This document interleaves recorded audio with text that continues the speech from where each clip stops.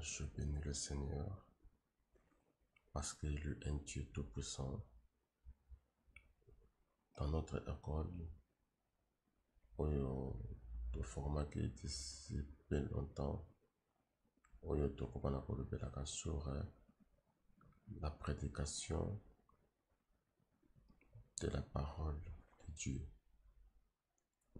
Pourquoi une école de prédication de la parole de Dieu? Parce que nous avons reçu une directivité de la part du Seigneur. Les ont conformément vraiment la fondation dans la parole de Dieu. Je ne dis pas que moi je suis le meilleur, non. Mais ce que nous voulons, le peuple de Dieu soit bien enseigné.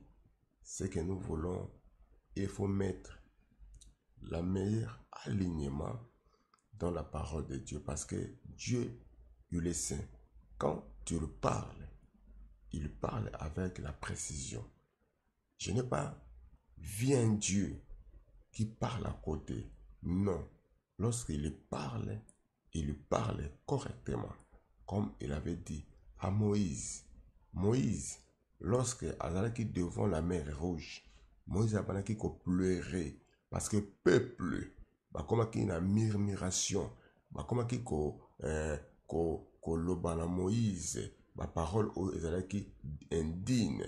Babi tu vas que besoin en Égypte kuna et pas à Pharaon malgré souffrance malgré tout ce que mais nous étions bien, mais nous sommes devant la mer rouge d'ici peu de temps tombeau nabiso et comme on en a terre mais plutôt en Égypte tombeau nabiso et linga qui kozala.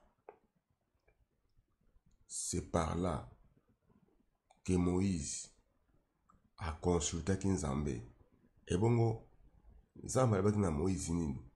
Alobi na Moïse, regardez ba Égyptien ozomona lelo,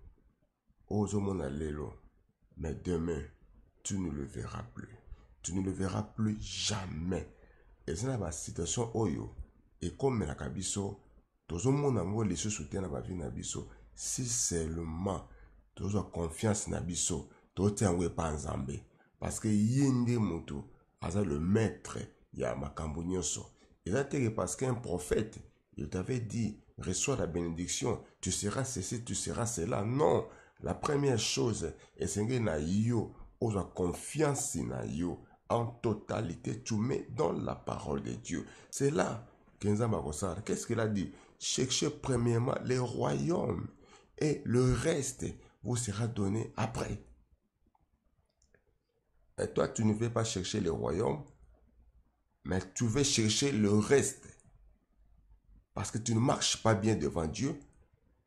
Cette vie que nous vivons aujourd'hui, et demain, nous ne serons pas dans la même vie. Cette vie présente, demain passeront. Écoleka. Mais nous avons une autre vie. Toujours espérer, c'est la vie éternelle. La vie en gloire. Mais toi, tu veux recevoir du présent, mais tu ne vois pas le futur de ta vie. Non, il faut regarder le futur. Ce que tu seras demain. Si seulement tu restes dans la conformité de la parole de Dieu. Tu obéis à la parole de Dieu. Tu marches dans la crainte. Et tu marches dans une voie digne. Et tu n'es pas n'importe qui. Moi, j'ai dit souvent, en plusieurs formes, que bato batambola kana Nzambe, bazaba n'importe qui te. Parce qu'un prophète a l'obaki.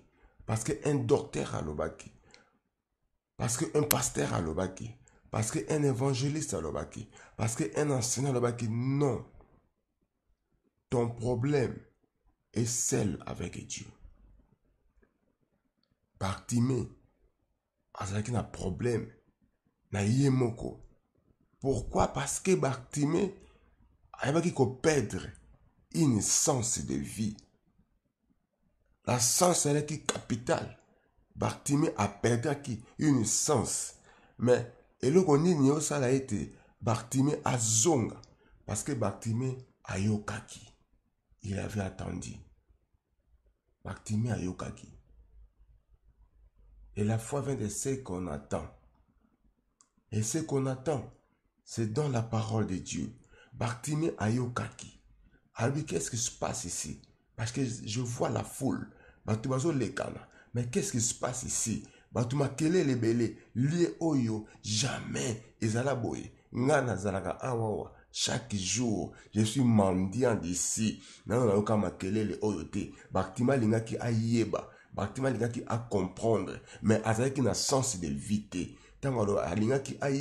C'est pour cela qu'il avait demandé. Alabi ninezo leka awa. Babi oh Bartimée, toi tu ne sais pas. Oyeba ki te ozwe bate. Non, Jésus azo leka. Alabi non, Jésus parce que il savait, il connaissait la loi. Alabi non, ceux qui n'avaient Jésus parce que la foule et vous comprenez ngate. Bartimée ayaki kozonga dans une révélation. Qu'est-ce qu'il avait dit? Jésus-Christ, fils de David. Aie pitié de moi. Au moins dans le bagage. Au kotambola. Partout. Mais il y a un combo moko. Ou peut-être, bande ko bengo ton zaleki mwana muke. Il y a un combo moko. Ou bande ko benga yo. Peut-être combo ngotango yo koli. Combo ngo batu babosa nyango. Mais tu t'es arrivé quelque part. Ou dans un coin du monde. Moutoye bio azate. Mais tu vois quelqu'un. Azo bengo na combo na yo peut-être. Ou bande ko benga yo na kala. Vraiment, tu seras étonné de t'arrêter. Tu seras étonné. Il faut que tu t'arrêtes.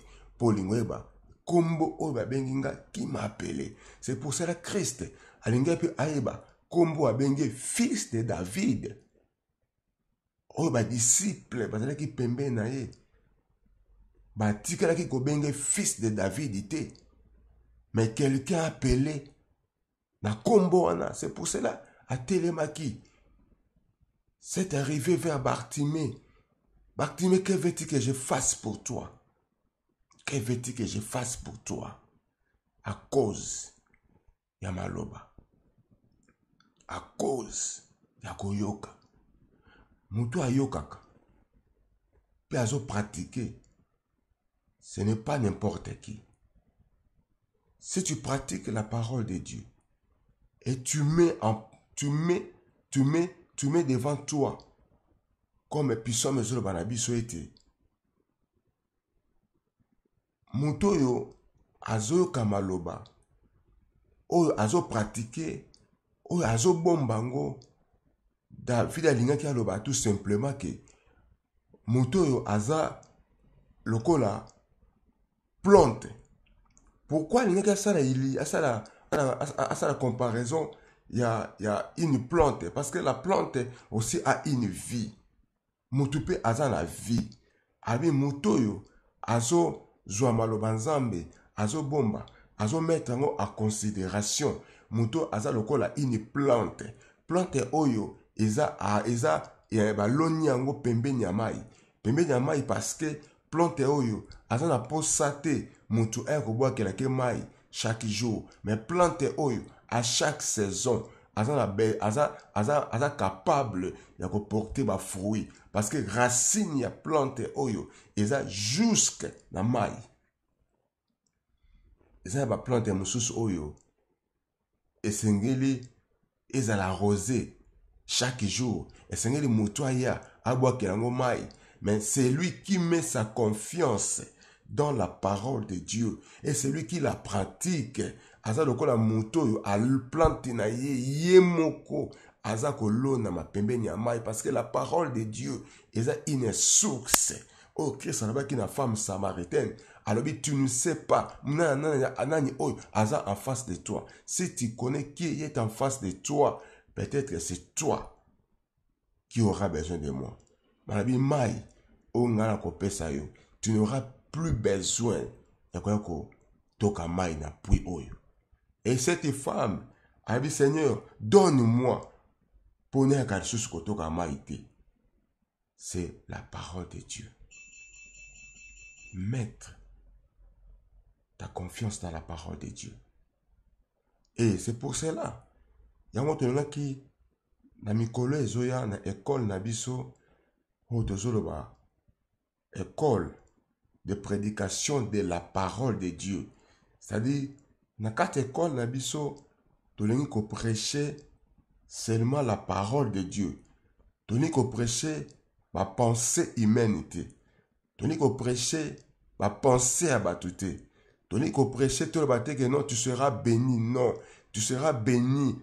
Parce que si tu mets ta confiance et tu seras béni. Et c'est pour cela que tu as dit ça. Bana nzambe. Le lenge nini oyo. Tu sengeli to tambola. Le lenge nini oyo tu sengeli to transformer vie na biso. Vie na yo que tu la transformer du jour au jour. Si tu mets seulement ta confiance. Et si tu confies à l'Éternel parce que lui a ta source.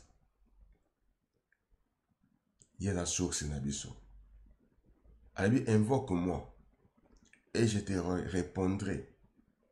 À ce que seulement il y a qu'on répondre, mais alors, je te montrerai des choses cachées. Et je te montrerai des choses que toi tu ne connais pas. Des choses que toi tu ne connais pas. Yango nzambe akolakisa yo. Makambo yo yebi nano te. Makambo eza caché en face de toi. Parce qu'en face de nous, c'est caché quelque chose. En face de nous, et ça est là comme on zamba zota liboso na biso, oyo biso nan tozo mona ngote. Webi na lingaka histoire ya Mephibosheth. Mephibosheth azalaki mwana oyo Jonathan ayeba ekotika. Après il y a liwa ya Saoul na liwa ya Jonathan. Mephibosheth azalaki abandonné. Mephibosheth a vendaki na vie difficile. Azalaki kovanda na kata na mabanga. Mutu azalaki Mephibosheth azalaki Shiba. Shiba azalaki Mephibosheth parce que Shiba azalaki serviteur ya Jonathan abandonné comme ça de pas à Saoul. Shiba dit Jonathan, il ne pouvait pas courir Jonathan na katanda connaît parce que David a comme roi. Il savait peut-être que ce que David a eu une nouvelle que Shiba et Jonathan zananda kunangai peut-être na kokufa. A dit Jonathan a quelque bombe na kata ba grotte. Na kata mabanga, na seya mabanga. Il passait des moments difficiles. Et parce qu'il y a qui aussi estropié, handicapé, abandonné côté le maté. Donc pour Alia, et c'est que Shiba déplacé à PC Maï. Et puis il y a qui place sur mon côté. Mon tour a passé qui va un moment très difficile. Mais le col David a ça qui alliance na Jonathan son père. Mais lorsqu'il s'est souvenir na alliance oyo, abengi ba serviteur alobi, il est-il quelqu'un oyo aza na kata famille ya Jonathan pour que je le fasse du bien. Et Batubaki va répondre, il y a quelqu'un, Shiba. Na kata ndako Shiba. Na kata ndako Shiba. Quelqu'un qui Mephibosheth. Mephibosheth a retrouvé sens. A retrouvé sens. Mon temps bané ko berger Mephibosheth. Ayo comme serviteur ya Mephibosheth. Oh, makambo nzamba salaka. Mon temps bané ko nourrir. Mais Shiba ko koma supérieur na ye. Moto a commis serviteur na ye. Confie-toi à l'Éternel, mon frère. Confie-toi à l'Éternel, ma sœur. Et Dieu fera de toi ce que tu veux. Voilà ce que nous voulons vous parler. Et ce que nous voulons. Dans quatre écoles, il y a prédication. Dans la prédication de la parole de Dieu, tu vas enseigner. Tu vas seulement dans la parole de Dieu. Et tu vas dans la pensée de Dieu. Que Dieu vous bénisse abondamment.